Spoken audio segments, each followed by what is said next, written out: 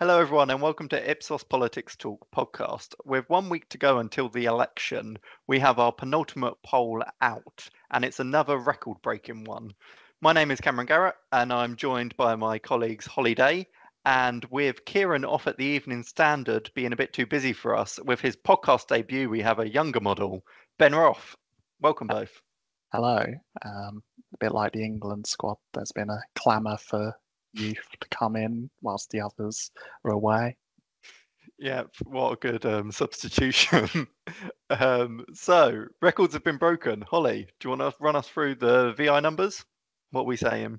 Yes, we're saying that there's a 23-point lead. Labour have a 23-point lead at the moment, so we've got Labour on 42 points, Conservatives back on 19 points, which is our joint lowest score for them. If you remember the podcast back a couple of months ago, feels like a couple of years ago now, we did a record-breaking podcast when the Conservatives had their lowest vote share, and they've done it again, but they've done it in the middle of a general election campaign with just 7 or 8 days to go, which isn't necessarily ideal for them.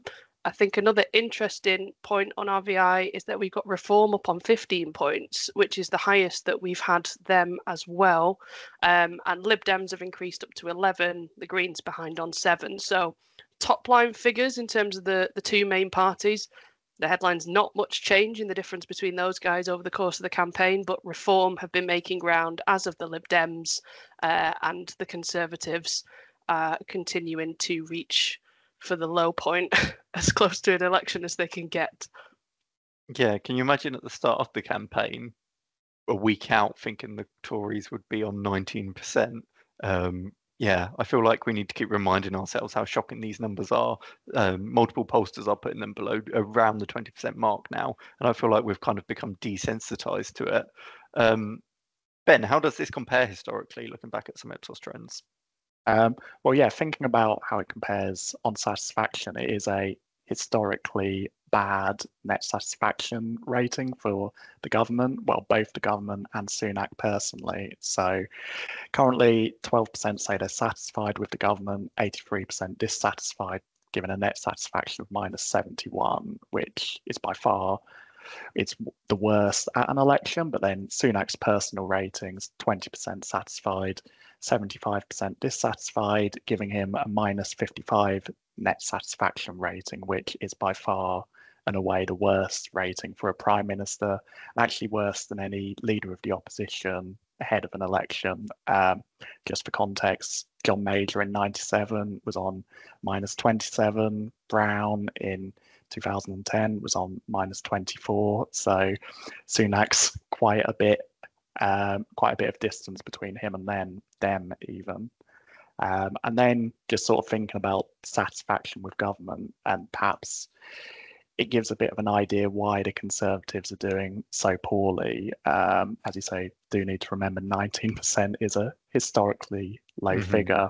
Sunak's government has never had a net satisfaction rating better than -60. Which the only comparable period was John Major from 92 to 96, and we all know what happened there.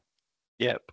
I'm looking forward to if the Conservatives are to lose the election, and we usually do our aggregates of like government, like the average government satisfaction, average PM satisfaction. The average government one, I think, will be an all-time low, never popping above -60. Holly, any thoughts on that? Yeah, I just remember a few months ago when we were kind of shocked that people were entering the -60 club. I really vividly remember the podcast that we did when you said that, when we were comparing the historic trends. It shouldn't be understated quite how bad these numbers are, given we've been polling for kind of 40, 50 years on some of this stuff. To be reaching these levels, particularly going into an election, you can kind of imagine these sorts of things might be happening towards the end of a period of government, which obviously they may well be, given the vote intention that we've got. But it's a shocking consistency in the kind of level of dissatisfaction, both with the brand of the party, the brand of Sunak, and the way that the Conservative Party have governed over the past 5 years. And I think, given he called an early election that was a surprise to many, although maybe not to others, given some of the news stories we've heard this week, maybe they hoped the campaign would create a bit of traction, create a bit of a buzz. I mean, maybe they thought we'd do really well at the Euros, and that's not going particularly well either. How do the public say the campaign's going? I know we had some numbers out on that. Yeah, just 16% of the public think that the Conservative Party are having a good campaign, and that is not good. For all of the other, we had 16% saying they have a favourable opinion to Count Bimface. So that is the level they're at. That's where we're at, and it's just kind of, yeah, it's weird to be talking about. But every other party, we've been in our campaign tracker, we've tracked whether people have had a good or bad campaign throughout the past kind of 5 weeks. Every other party's good campaign metric has improved. The Conservative Party's is the only one that hasn't. So the Greens, the Lib Dems, Reform, Labour, all over the past 5 weeks have done better, and the Conservative Party have not. And given it was kind of their decision to call the election, you just kind of would have expected a bit more kind of like preparation or a plan, given that's his thing, that he's got a plan. And it just, if there is a plan, it doesn't seem to be translating with the voting public in any of our metrics. I was just going to say, on the other side of that is that Conservatives also started with a bad campaign. With the first week of the campaign, 41% said they thought they'd had a bad week, which in our most recent campaign tracker, that's risen to 59%. So it shows that whereas the good campaign figure is staying steady, the perceptions of a bad campaign, it started badly and it's only continuing to get worse. Yes, indeed. And some more bad numbers for the Conservatives, as I'm afraid that's the only thing we have in this poll. We asked people whether they like Rishi Sunak, whether they like the Conservative Party, etc. And this time around, we've had 72%, so 7 in 10, tell us they do not like the Conservative Party, which is the highest we've ever polled on this number. I'm just looking back at the numbers now. Under Boris Johnson, the highest it got was 62, so 10 points over that. Theresa May, 58. Did we get a chance to poll it during Liz Truss? We did not, unfortunately. In that month, we did not get that out. So yeah, 72%. There is this strong discontent with government figures, which Ben has taken us through, and kind of the Tory brand plummeting. And that is feeding through into what we see in people telling us whether they're going to vote tactically.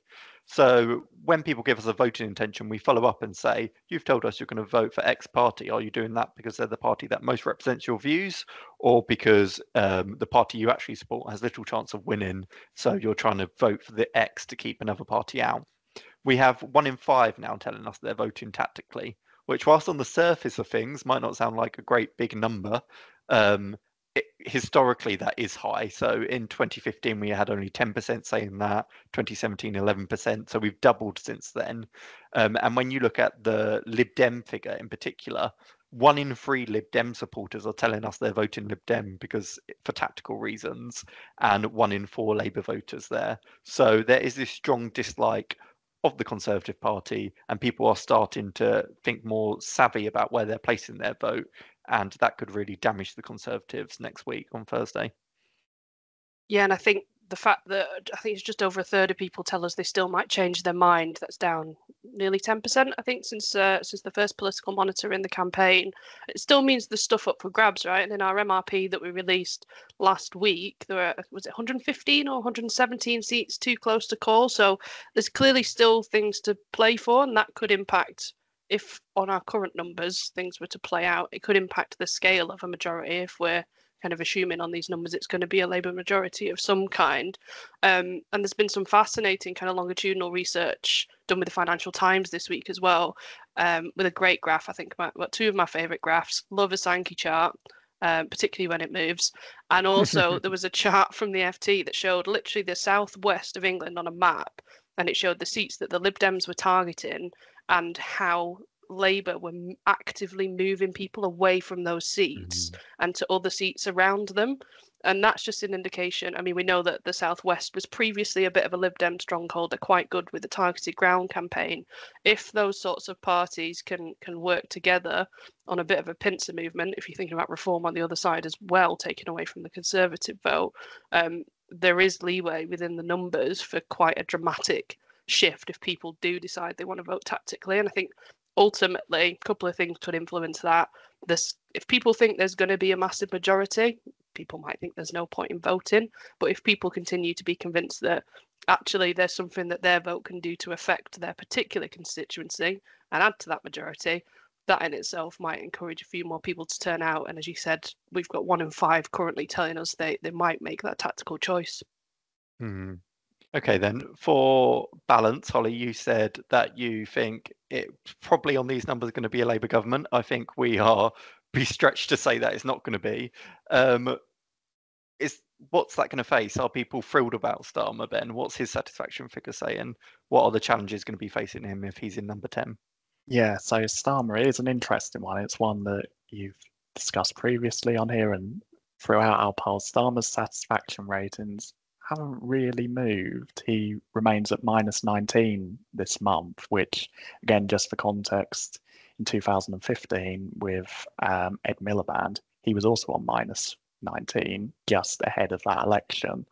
But then it's all about context, because Miliband was up against Cameron, not our Cameron here, David Cameron. Unfortunately, not for him. Yeah, fortunately or unfortunately. But David Cameron was on -2, so it sort of shows the perceptions. If Sunak, Starmer is not particularly popular, but he's so much more popular than who he's up against. And then also just looking at it compared to Corbyn at the last election, he was on the -44 figure in December. So it shows that Starmer is going into it in a fairly decent position.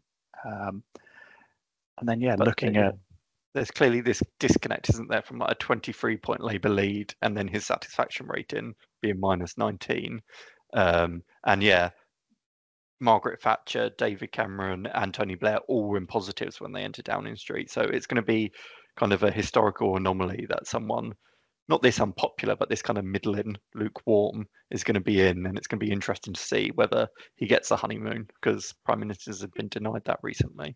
But having said all that, when asked, maybe not Starmer personally, again, voters were still, or the public was still a bit split on whether Starmer's ready to be Prime Minister. But when looking at whether Labour are ready for government, about half agree that Labour is now ready to go into power, which is the best rating since Starmer became leader of the opposition, and is comparable to the figures that Cameron was at and Blair were at in their final rating. So it suggests maybe perceptions of the party do remain strong, and that might be enough.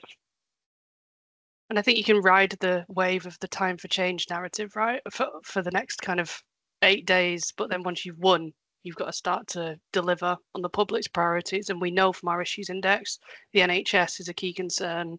We know the economy is a key concern, inflation, which came down recently, but the Conservatives haven't necessarily got the credit for in our numbers.